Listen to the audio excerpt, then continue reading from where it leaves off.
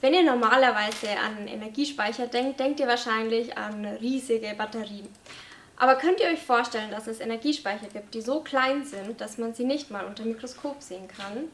Wir stellen euch welche vor.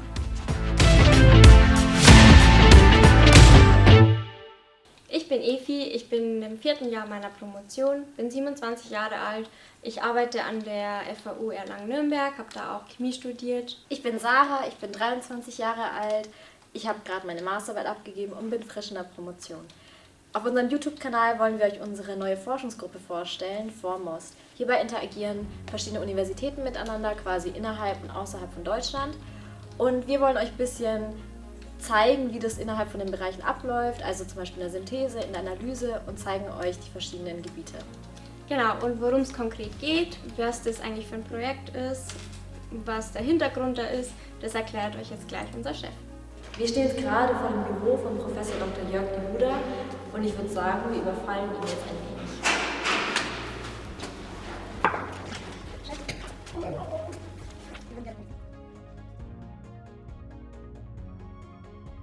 Genau, also erstmal würde mich interessieren, wofür steht eigentlich MOST?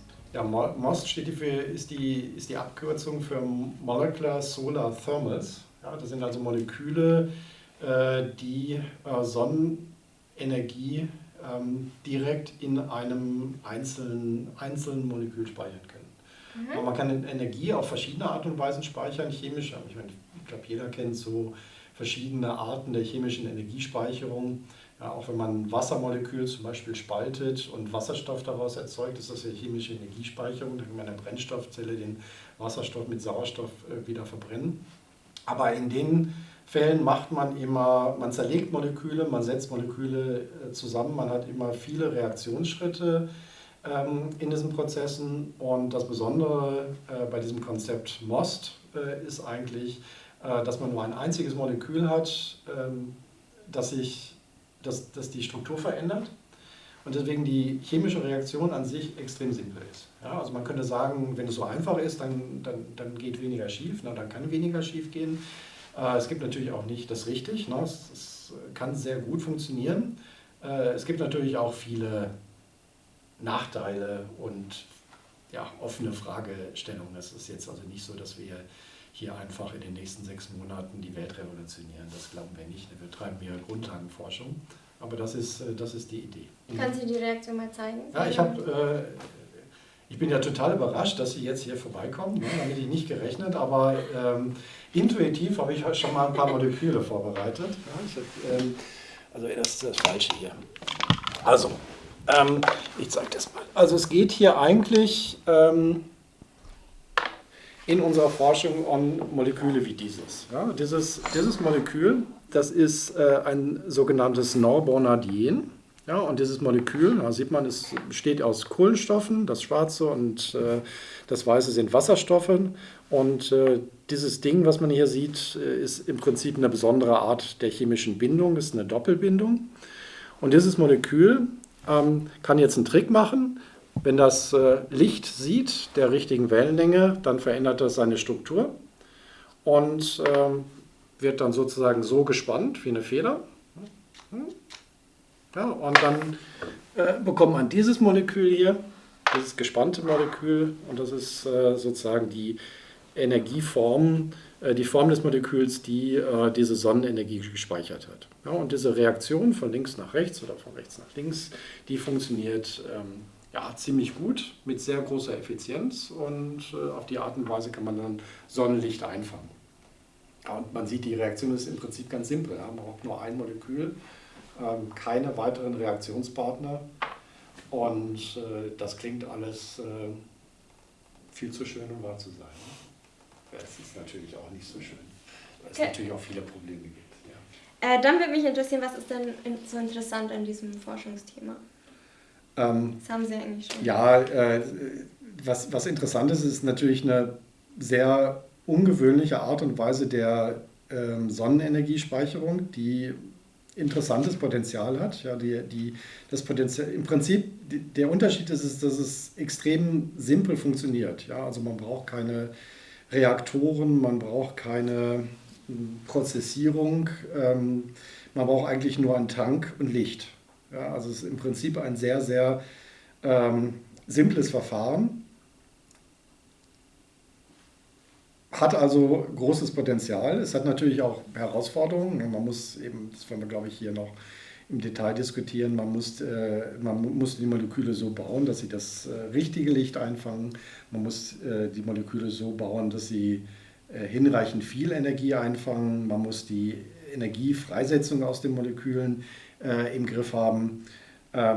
Es gibt viel zu tun. Also wir sind sicher sehr am Anfang dieser Forschung. Aber es ist Grundlagenforschung, es ist chemische Grundlagenforschung und wir müssen zum Glück in der Grundlagenforschung nicht die Frage beantworten, wofür das gut ist. Dann die Sarah und ich haben schon mal angesprochen, dass wir eine neue Forschungsgruppe vor MOST haben. Was ist denn eine Forschungsgruppe überhaupt?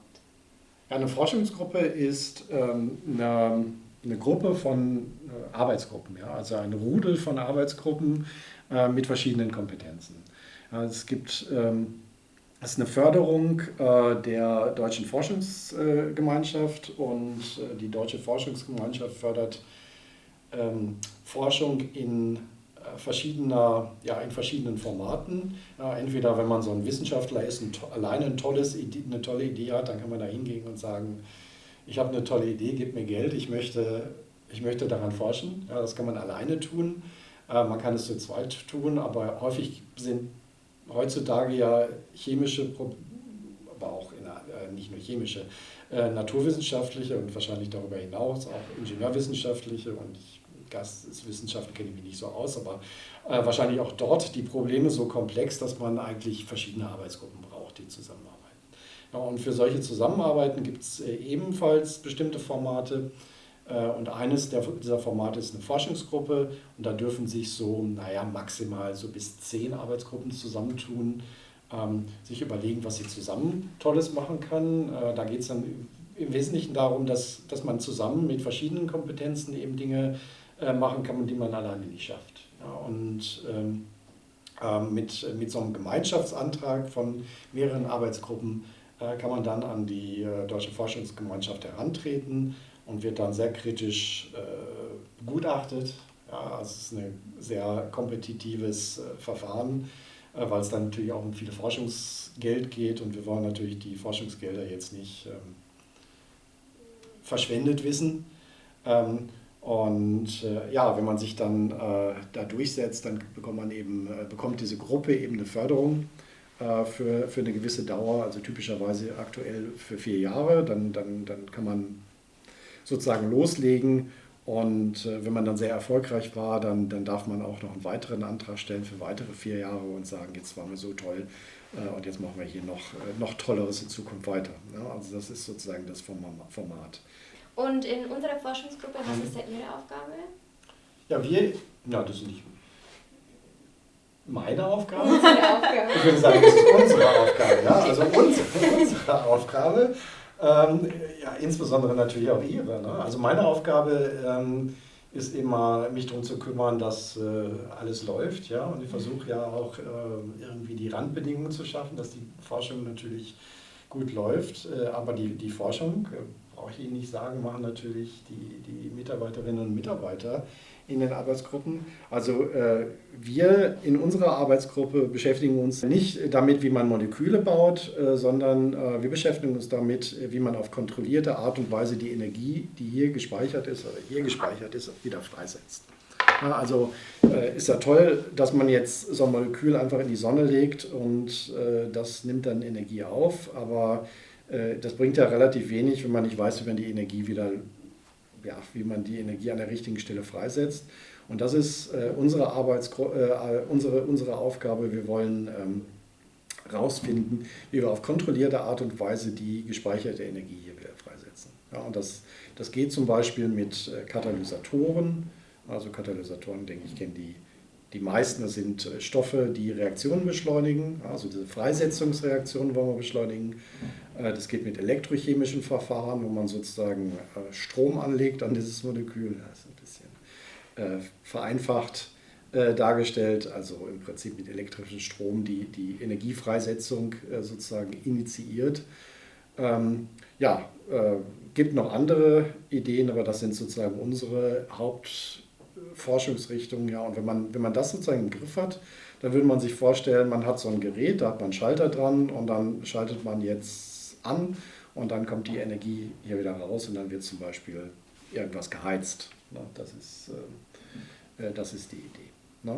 Weil wir eben sozusagen die Grundlagen schaffen wollen, nicht die Heizung bauen, sondern die Grundlagen dafür verschaffen wollen, damit man so eine Heizung dann tatsächlich bauen kann. Okay, was sind denn die Schwierigkeiten in diesem Forschungsbereich?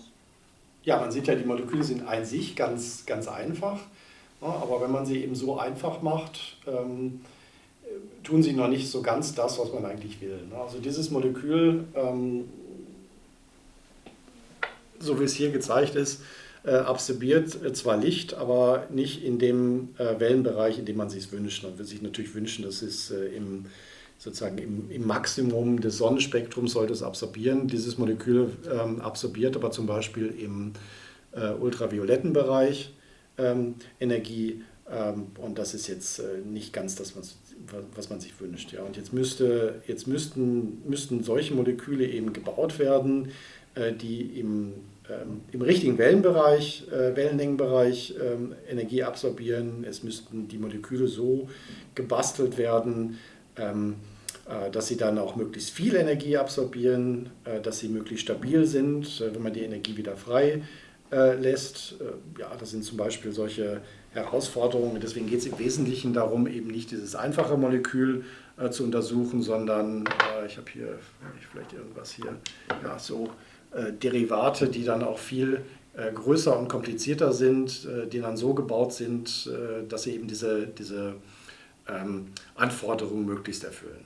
Ja, und dafür braucht man eben sozusagen Leute, die das bauen können und es braucht Leute, die die Eigenschaften der Moleküle untersuchen können und man braucht Leute, die experimentell untersuchen können, man braucht Leute, die die Eigenschaften auch theoretisch beschreiben können. Ja, und das ist im Wesentlichen das, was wir in der Forschungsgruppe haben. Ja, und man braucht dann vielleicht noch Leute, die sich da Gedanken drüber machen, wie man da dieses Zeug dann in der Anwendung nutzt. Ne? Und das sind sozusagen die 4 Komponenten, die wir abdecken. Gut, dann vielen Dank. Ja, wollen wir das große Molekül noch anschauen? Oder? Ja, wir können ja mal rübergehen.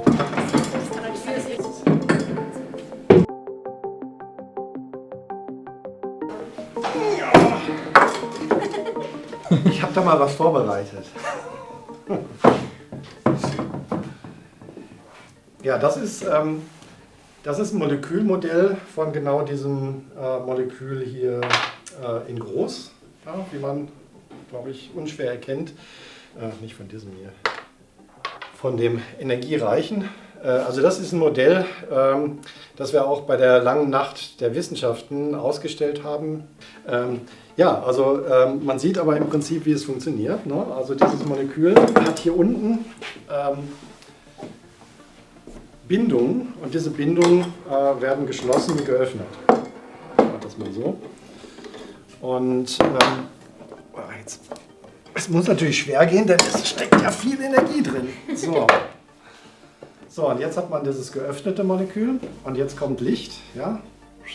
Und dann wird das Molekül gespannt, ja? Wie so eine Feder wird es gespannt. Ein Lichtteilchen und für die Experten in der Chemie, das Molekül macht eine 2+2 Cycloaddition. Diese Reaktion, die geht nur mit Licht. Und die geht entweder mit Licht oder, wenn man sehr, sehr stark ist, mit Gewalt, wie man sieht. Ich krieg's hier nicht rein. Also wir haben es zu dritt nicht mal geschafft, jetzt was zusammenzubauen. Da sieht man mal, wie viel Energie da drin steckt. Diese Feder werden hier gespannt und dann auf diese Art und Weise wird die Energie gespeichert. Und wie man ja sieht an den Federn, ist es eine ganze Menge Energie. Also wenn man ausrechnet, wie viel Energie hier drin steckt, dann ist es ungefähr genauso viel Energie wie in einer Lithium-Ionen-Batterie steckt. Ja, also was die Energiedichte anbetrifft, ist es ungefähr vergleichbar. Fairerweise muss man sagen, In der Lithium-Ionen-Batterie wird die Energie natürlich in Form von elektrischem Strom wiedergewonnen. Hier gewinnen wir die Energie in Form von Wärme wieder und Wärme ist eine weniger wertvolle Art von Energie. Also man muss das schon ein bisschen in Relation sehen. Ja, aber die Energiedichte ist eben vergleichbar und das ist schon, das ist eine ganze Menge. Wenn wir uns ja vielleicht das eine oder andere Experiment mal anschauen, das zeigt, wie viel Power da drin ist in diesem Molekülchen. Okay, hallo. Wir führen heute ein Interview mit der Spokesperson der Forschungsgruppe MOST. Genau, Spokesperson bedeutet, er ist quasi die wichtigste Person, quasi der Chef der Forschungsgruppe. Genau, er hat in Göttingen Chemie studiert, hatte dann ein paar Auslandsaufenthalte, einen langen Lebenslauf und ist dann 2013 an die Justus-Liebig-Universität in Gießen gekommen als Professor. Genau, Herr Wegner, stellen Sie sich doch auch nochmal vor. Ja, vielen Dank. Du hast das schon richtig gesagt. Seit 2013 bin ich Professor für organische Chemie hier an der Justus-Liebig-Universität in Gießen. Ich habe mit dem Chemiestudium in Göttingen begonnen und war dann während des Studiums schon ein Jahr am Boston College bei Larry Scott. Bin dann wieder zurück zur Doktorarbeit zu Armin de Meire in Göttingen. Und während der Doktorarbeit durfte ich noch ein Jahr in Stanford bei Paul Wender verbringen. Nach meiner Doktorarbeit bin ich dann nach England gegangen, nach Oxford, und war da in der Gruppe von Sir Jack Baldwin tätig. Ich habe mich da mit einem ganz anderen Thema, nämlich mit biomimetischer Naturstoffsynthese beschäftigt und habe dann meine eigene Karriere mit meiner Habilitation in Basel begonnen. Und dann, wie gesagt, 2013 hat es mich dann nach Gießen verschlagen. Meine erste Frage wäre, wie sind Sie denn überhaupt dazu gekommen, die Forschungsgruppe MOST zu gründen? Wie bin ich dazu gekommen? Gute Frage. Vielleicht erzähle ich erstmal kurz, wie ich überhaupt zum MOST gekommen bin. Das war nämlich eine ganz lustige Geschichte, weil ich war auf einer Konferenz eigentlich über polyzyklische Aromaten und habe dann neben Caspar Moth-Poulsen abends in der Kneipe gesessen und wir haben zusammen Bier getrunken. Und dann hat er mich gefragt, ja, was mache ich denn so? Und dann habe ich gesagt, ja, ich mache Azobenzole. Und dann meinte er, ach, dann machst du ganz bestimmt MOST. Und dann meinte ich, was ist MOST? Und dann hat er mir beim Bier erzählt, was MOST ist, nämlich molekulare Solarthermiespeicher und dass Azobenzole dafür super sind. Und dann bin ich nach Hause gefahren, dachte super und habe quasi einen Antrag bei der DFG eingereicht, wo ich geschrieben habe, ich mache genau das Gleiche, was ich schon die letzten 5 Jahre gemacht habe, nur halt für MOST. Und der wurde sofort gefördert. Und dann war ich bei MOST. Und dann habe ich gemerkt, dass das echt ein super spannendes Thema ist, wo halt ganz viele verschiedene Expertisen gebraucht werden. Also es geht nicht nur um die organische Synthese, sondern man muss eben auch die Sachen charakterisieren. Man muss Spektroskopie machen, man muss Katalyse machen, man braucht Rechnungen. Und dann dachte ich, das wäre doch eine super Sache, das irgendwie mal kollaborativ anzugehen. Und dann haben wir in 2019 ein Treffen organisiert in der Nähe von Gießen in Rauscholzhausen, wo wir Leute aus Deutschland, aber auch aus Europa eingeladen haben, sogar ein paar von Übersee, aus Amerika war die Grace Hahn da oder die Siwu aus China und haben uns eben über MOST ausgetauscht. Und da hat sich sehr schnell rauskristallisiert, dass es doch viel Überlapp gibt und viele gemeinsame Ideen, wo jeder seine eigene Expertise und seine Techniken einbringen konnte. Und da war die Idee geboren, diese Forschungsgruppe ins Leben zu rufen. Wie sind Sie generell dazu gekommen, diese ganzen Gruppen zu finden, beziehungsweise wie ist diese Gruppenkonstellation überhaupt zusammengekommen? Weil es sind ja jetzt nicht nur Gruppen beteiligt innerhalb von Deutschland, sondern wir haben jetzt auch noch quasi Teilnahme von Barcelona aus. Wie ist denn diese Gruppenkonstellation allgemein zusammengekommen? Genau. Das hat sich so ein bisschen aus diesem Treffen 2019 ergeben, wo ich zusammen mit Caspar überlegt habe, wem wollen wir denn überhaupt einladen? Wer macht denn gerade so in Europa MOST? Haben die dann einfach dazu eingeladen. Und dann war halt die Idee, wie können wir die alle zusammenbringen? Und dann waren im Endeffekt fast alle Gruppen aus Deutschland, sind nachher auch in dieser Forschungsgruppe zusammengekommen. Da die DFG ja nur deutsche Forschungsgruppen fördert, sind dann eben die internationalen Gruppen entweder als Mercator Fellow oder als assoziierte Forschungsgruppen involviert. Die einzige Spezialität ist mit Helen Hölzel, die eben eine starke Affiliation auch mit Caspar in Spanien hat. sodass wir hier auch noch Caspar ein bisschen stärker involviert haben. Genau, also in so einer Forschungsgruppe sind ja mehrere Gruppen, mehrere Professoren involviert. Man nennt diese Professoren, die da mit drin sind, ja PI.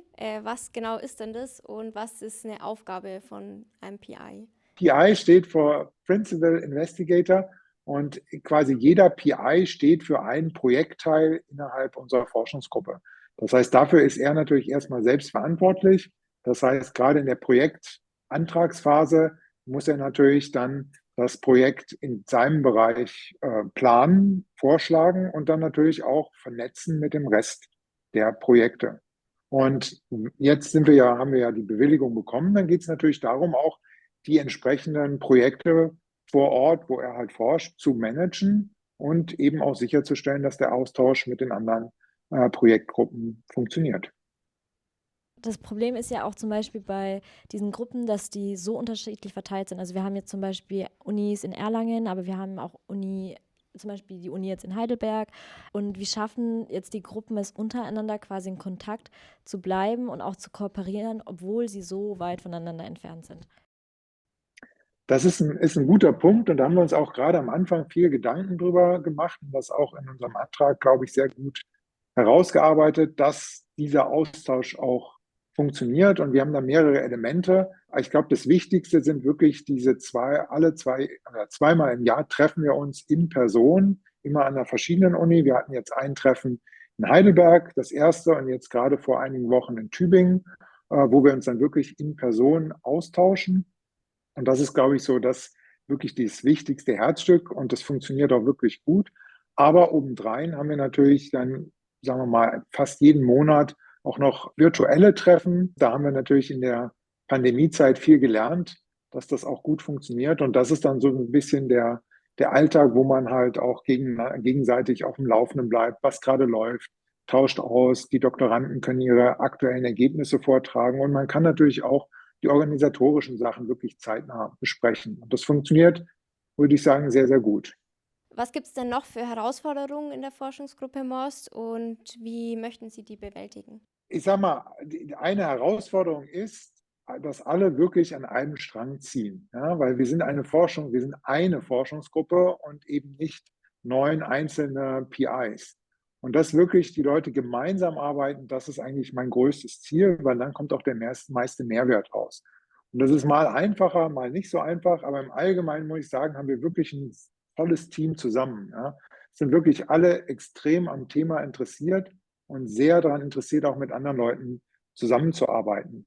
Und das gerade jetzt auch in den letzten Projekttreffen hat man wirklich gesehen, wie diese Zusammenarbeit durch alle Ebenen durchgeht. Also wo wirklich die PIs miteinander sich austauschen und Ideen generieren, aber dann bis runter auf die Doktorandenebene, die zusammensetzen und sich dann auf der Projektebene oder auf ihrer, sagen wir, Laborebene sogar dann austauschen, Ideen generieren und dann das realisieren. Und ich denke, das ist die größte Herausforderung, da wirklich, dass das funktioniert. Und damit hängen dann so ein paar Kleinigkeiten zusammen, wie zum Beispiel, dass man ein effektives Datenmanagement aufbaut, dass wirklich auch die Daten ausgetauscht sind. Und da sind wir auch noch dran, weil das natürlich dann eine größere Herausforderung ist, wenn man das nicht nur an einer Uni macht, sondern über 5 Unis verteilt, weil jede Uni ihre eigene IT-Struktur und ihre eigenen Regularien hat. Das sind dann so ein bisschen die, sagen wir mal, kleineren, größeren Herausforderungen, die damit verbunden sind. Wo sehen Sie MOST in 10 Jahren?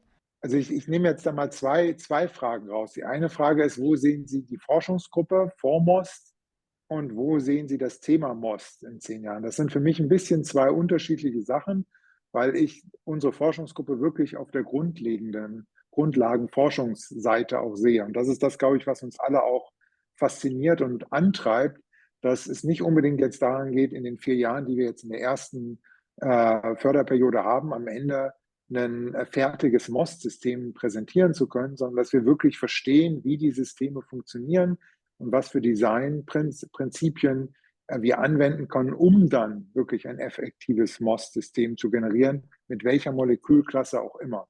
Und deswegen denke ich, wird es dann für die zweite Forschungsperiode sicher auch darum gehen, okay, wie können wir denn das jetzt auch anwenden, was wir gelernt haben? Da geht das dann Ganze sicher auch mehr in so einen ganzheitlichen Zyklus, dass wir also nicht nur einzelne Parameter ansehen, wie wir das jetzt doch sehr häufig machen, um den doch wirklich bis im Detail verstehen zu können, sondern wirklich den Gesamtprozess von, ich sage jetzt mal, Einstrahlen, Aufladen bis Release und Effizienz und vielleicht dann sogar auch andere Aspekte wie Nachhaltigkeit. Wie kriegen wir denn die Substanzen auch nachhaltig synthetisiert, produziert und vielleicht auch mal entsorgt am Ende. Das ist mehr jetzt der Forschungsgruppenaspekt. Insgesamt denke ich, in 10 Jahren, die Idee ist schon, dass man es irgendwo mal zur Marktreife bringt. Ja, also im Moment ist es ja noch, es gibt kein funktionierendes, käuflich erhältliches MOS-System. Und das ist sicher die Herausforderung in den nächsten 10 Jahren, dann ein System auf den Markt zu bekommen.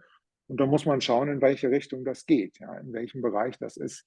Ich sehe das sicher eher als Nischenprodukt, aber dadurch, dass wir wirklich diesen großen Vorteil haben, dass das Aufnehmen der Energie und das Speichern im selben Molekül ist, dass es sicher für mobile, delokale Anwendungen sehr, sehr viel Potenzial hat. Wir haben jetzt mit Professor Libuda sehr viel über MOS generell gesprochen, also auch über die Forschung. Was wir dort nicht gemacht haben, ist über die PIs zu sprechen. Deswegen wäre es ganz gut, wenn Sie jetzt noch mal kurz erwähnen könnten, welche PIs denn wir innerhalb der Gruppe haben und wer für welche Aufgabe zuständig ist. Genau.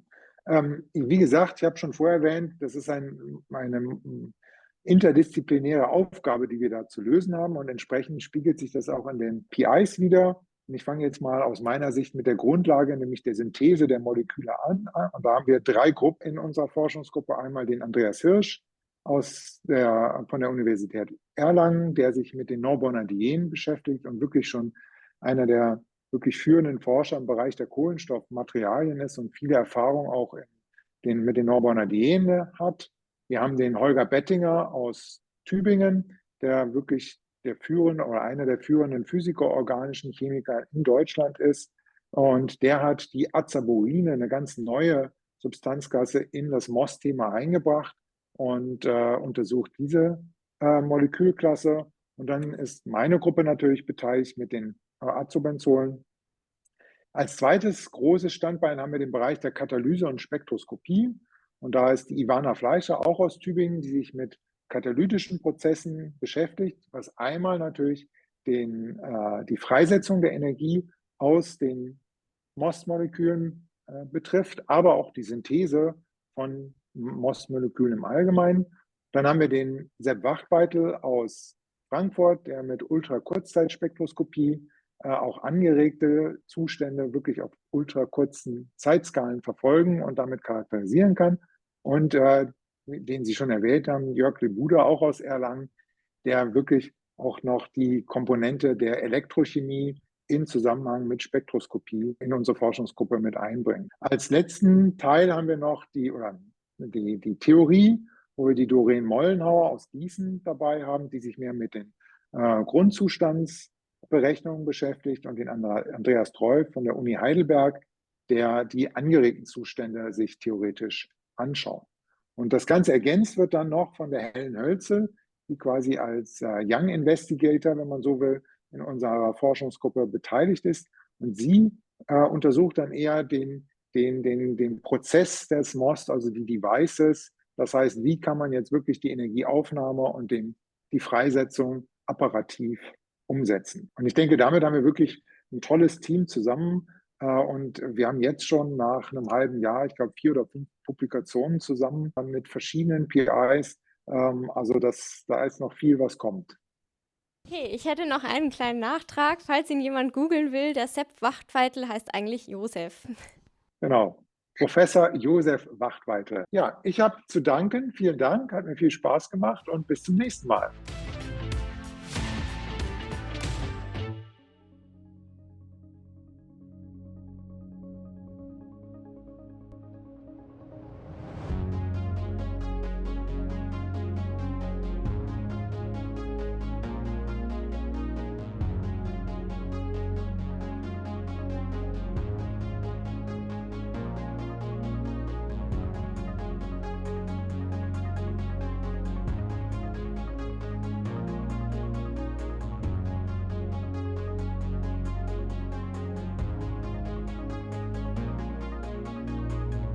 So, wie ihr sehen könnt, haben wir jetzt die Location geändert. Und zwar sind wir im Herzstück der Theorie in einem Chemielabor. Und jetzt hier an meiner Seite habe ich Dr. Olaf Brummel. Genau, wir fangen jetzt erstmal an mit einer kurzen Vorstellung. Das Publikum kennt dich ja nicht. Ja, mein Name ist Dr. Olaf Brummel und ich bin Arbeitsgruppenleiter hier am Lehrstuhl für katalytische Grenzflächenforschung und betreue hier eben die Experimente zu MOST-Themen. Und was genau macht ihr jetzt innerhalb dieser Gruppe? In unserer Gruppe schauen wir uns jetzt besonders die Energiefreisetzung an. Ich selber betreue besonders hier Experimente in der Flüssigphase und eine Methode, die wir hier besonders nutzen, ist die Infrarotspektroskopie und die oberflächensensitive Infrarotspektroskopie. Du bist ja auch ein großer Teil von dieser YouTube-Familie jetzt. Was genau betreiben wir denn jetzt auf dem Kanal, beziehungsweise was sind diese Zukunftspläne? So, wir wollen jetzt hier natürlich verschiedenste Aspekte unserer Forschung und wie eine Forschungsgruppe funktioniert, einmal beleuchten. Und ein Beispiel wäre hier zum Beispiel jetzt einfach mal so dieses Labor. Wir werden uns dann verschiedene Labore anschauen und schauen, wie auch der Workflow in diesen verschiedenen Laboren sich unterscheidet. Wir sind ja jetzt gerade relativ am Anfang, deswegen heißt es ja auch Grundlagenforschung. Wo siehst du uns denn so ungefähr in 10 Jahren? Ja, also das, was wir zum Schluss natürlich irgendwie auch schaffen wollen, ist das Ganze von der Grundlagenforschung einmal bis zum Device hin zu bringen. Da steht uns natürlich aber auch noch eine große Strecke voraus. Und jetzt sind wir gerade am Anfang noch, wir sind wirklich hier noch in der Grundlagenforschung. Und wir versuchen das aber Schritt für Schritt eben dann auch immer anwendungsnäher einmal zu gestalten. Und jetzt innerhalb unserer Gruppe haben wir ja schon mit verschiedenen MOS-Systemen gearbeitet. Kannst du mal ein paar Beispiele nennen und sagen, worum es da ungefähr geht? Also ein System, das vielleicht am weitest entwickelste System, ist das Norbonadien-Quadrizyklan-System. In diesem Fall nutzen wir eben die Ringspannung, um die Energie zu speichern, und wir formen neue Bindungen, die dann die Energie in einem gespannten Molekül speichern und das Ganze dann eben später auch wieder über einen Katalysator wollen wir diese Energie freisetzen. Dann haben wir das Azobenzol-System. In diesem Fall haben wir eine Cis-Trans-Isomerisierung. Das bedeutet, dass wir im Prinzip haben wir 2 Phenylringe und die können einmal entgegengesetzt zueinander liegen oder aber wir können sie zusammenbringen und damit haben wir dann auch wieder durch Abstoßungskräfte größere Energie. Und das ist ein System, mit dem wir Energie speichern können. Ein sehr neues System wäre jetzt zum Beispiel das Azaborin-System. In diesem Fall, das wir hier auch in unserer Gruppe eben untersuchen. Du hast ja schon gesagt, dass wir uns innerhalb unserer Gruppe mit der Energiefreisetzung beschäftigen. Welche verschiedenen Methoden haben wir denn da und wie genau funktionieren die denn? Zur Energiefreisetzung können wir natürlich Katalysatoren nutzen und hier müssen wir unterscheiden zwischen homogenen Katalysatoren. Homogene Katalysatoren funktionieren dann in der Flüssigphase. Dann haben wir heterogene Katalysatoren. Die haben den Vorteil, dass wir in diesem Fall die Reaktion selber passiert in der Flüssigphase, aber unser Katalysator ist in der festen Phase und damit müssen wir später nicht mehr den Katalysator von unserer festen Phase einmal trennen, sondern das funktioniert im Prinzip einmal automatisch. Und dann haben wir natürlich elektrochemische Freisetzung. Hier können wir die Änderung des Potentials nutzen, um dann eben wieder unsere Energie freizusetzen. Und es gibt natürlich auch weitere Systeme. Man könnte Licht nutzen oder aber auch Wärme nutzen, um die Wärme dann freizusetzen. Aber die vielversprechendsten, aus meiner Sicht zumindest, sind einmal die heterogene Katalyse. Das könnte man dann über Flow-Reaktoren einmal implementieren, oder aber das wären dann der elektrochemische Ansatz, in dem wir eben auch eine sehr hohe Möglichkeit haben, das Ganze zu kontrollieren. Die Zuschauer wollen bestimmt auch ein bisschen was über dich wissen. Was war denn so deine erste Berührung mit MOS? Wie bist du reingerutscht und wie würdest du sagen, hat sich jetzt MOS innerhalb der letzten Jahre so entwickelt und was ist da jetzt ist Stand? So, ich habe mit MOS im Prinzip schon zu meiner Doktorarbeit angefangen. Bin habe bei uns an der Gruppe auch als erstes mit MOS dann eben angefangen, zur Doktorarbeit noch, und habe das jetzt Schritt für Schritt dann auch weiterhin betreut. Also wir haben angefangen, uns wirklich mal die elektrochemische Rückumwandlung einmal anzuschauen. Das Ganze war am Anfang erstmal auf einer Platinelektrode und wir haben uns wirklich nur vom schon energiegespeicherten Molekül dann angeschaut, wie ist die Freisetzung. Inzwischen sind wir so weit, dass wir auch 1000 Speicherzyklen in einem Experiment kombinieren können. Wir haben großen Fortschritt auch gemacht bei der Anzahl der Zyklen. Wir haben natürlich neue Konzepte implementiert, die weit über diesen rein elektrochemischen, die elektrochemisch getriggerte Freisetzung darüber hinausgehen, dass wir heterogene Katalysatoren haben, die wir aber elektrochemisch schalten können. Wir wollen natürlich jetzt noch den Schritt weitergehen, jetzt von den Grundlagenexperimenten auch weiterhin zum Device, dass wir das Ganze hier jetzt auch anwendungstechnisch auf die nächste Ebene stellen. Und das sind so Ideen, die mir gerade so vorschweben und die ich versuche auch mit meiner Forschung einmal umzusetzen.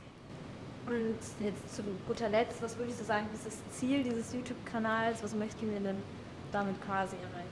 Ja, ich denke, als allererstes sollten wir auf jeden Fall einmal Begeisterung für Wissenschaft wecken und diese auch fördern. Das ist mir ein ganz wichtiger Punkt. Dann denke ich, Wissenschaft lebt vom Inhalt. Also dementsprechend wollen wir hier auch wirklich einmal in die Tiefe gehen und wollen hier in diesem Fall dann auch unsere Forschung einmal erklären. Dann sollen die Leute auf jeden Fall einen Einblick kriegen, wie man hier irgendwo in einer Forschungsumgebung auch arbeitet. Gerne mal die Leute zum Beispiel mit auf eine Konferenz nehmen, wo wir wissenschaftliche Themen unter Fachkollegen einmal diskutieren und unser Wissen austauschen. Dann wollen wir natürlich einmal Labore zeigen. Dann geht es darum, einfach mal den Workflow zu erklären. Wie kommen wir überhaupt von einer Idee bis hin zu unserer Publikation, dass im Prinzip dann die Fertigstellung unseres Auftrags ist. Damit haben wir dann unser Wissen dann eben auch für die Öffentlichkeit bereitgestellt. Und wie plant man beispielsweise auch ein Experiment? All das sind Sachen, die wir hier, denke ich, sehr gut diskutieren können und wo es dann wichtig ist, dass man das auch einmal nach außen kommuniziert. Alles klar, dann bedanke ich mich von meiner Seite aus für das Interview. Ja, vielen Dank für das Interview und ich freue mich schon auf den YouTube-Kanal. Vielen Dank fürs Zuschauen. Wenn euch das Video gefallen hat, dann vergesst auf jeden Fall nicht, einen Daumen nach oben zu geben und reichlich zu kommentieren. Ihr könnt natürlich das Video auch noch teilen mit Freunden und Kollegen. Beim nächsten Video seht ihr dann ein paar Ausschnitte von der langen Nacht der Wissenschaft. Wir würden uns auf jeden Fall freuen, wenn wir uns beim nächsten Video wiedersehen. Und dann würde ich sagen, auf Wiedersehen.